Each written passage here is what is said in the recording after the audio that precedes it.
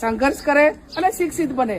જે બાબા સાહેબ આંબેડકરે આપણને સૌને સંઘર્ષનો નારો આપ્યો છે, શિક્ષિતનો નારો આપ્યો છે અને એક થઈને કોઈ પણ પરિસ્થિતિનો મુકાબલો કરવા માટેની એમને પ્રેરણા આપી છે। બાબા સાહેબ આંબેડકરને આપણે બધા જ પ્રસંગોમાં યાદ કરીએ છીએ, પણ આપણે એમની પાસેથી શું શીખ્યા?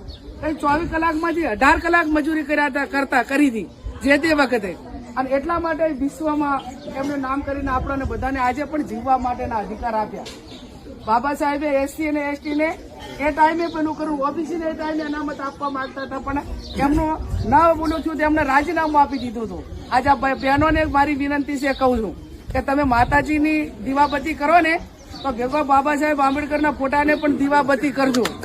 કેમ કે આ ભારતીય નારીને જીવવા માટેનો માનભેર કોઈ જીવવા માટેનો અધિકાર આપ્યો હોય તો બાબા સાહેબ આંબેડકરે આપ્યો છે। ચાહે સંપત્તિમાં ભાગીદારી હોય, ચાહે દૂધપીતી કરવાની પ્રથા બંધ, અનેક એવા જે ખોટા કાયદાઓ હતા એ તમામ નાબૂદી કરીને મહિલાને સંવોવડી કરીને એને તમામ અધિકારો ભારતીય સર્વધર્મ તમામ ધર્મની નારીઓને ભારતની અંદર જીવવા માટેનો જો કોઈ અધિકારો અને કાયદાઓ આપ્યા હોય તો એ બાબા સાહેબ આંબેડકરે આપ્યા હતા। આ તમે એમ માનો કે બાબા સાહેબ આંબેડકરે કાયદો મહિલાને સમવડી અધિકાર, મતાધિકાર હોય, મિલકતમાં ભાગીદારી હોય, એને કોઈ પણ નાના મોટા કોઈ રંજાડ હોય તો પોલીસ સ્ટેશન ઉધી થઈને એને પોતે એનો જે વાત હોય મૂકી કે આ બધું આપ્યું। રાજકીય અધિકારો આપ્યા, રાજકીય અધિકારો ના આપ્યા હોત તો હું અત્યારે તમારા વચ્ચે લોકસભામાં જ્યાં બાબા સાહેબ આંબેડકરે કાયદા ઘડ્યા હતા એ પાર્લામેન્ટમાં હું ના હોત, બાબા સાહેબ આંબેડકરે મહિલાઓને અધિકાર ના આપ્યા હોત।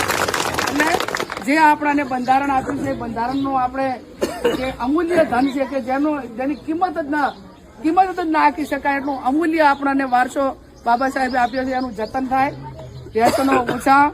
તમને બધાને બે હાથ જોડીને વિનંતી, આ વડીલો છે એ તો ખૂબ માનભેરને સંઘર્ષ કર્યો છે અને એમને એમની જિંદગી પાર પાડી। હવે નવા જવાનિયાને માથે જવાબદારી આવી છે અને જવાબદારી માથે આવી છે ત્યારે ટેકનોલોજીના માધ્યમથી અનેક બદલીઓ આવે છે, પણ આપણે આપણા પરિવારમાં, આપણા ગામમાં, આપણા સમાજમાં બદલીઓ ના આવે એની જવાબદારી હવે નવા યુવા વર્ગની છે અને એ જવાબદારી પૂરેપૂરી વહન કરી અને આવા સારા કાર્યો થતા હોય સામાજિક, એમાં બધા સહકાર આપો।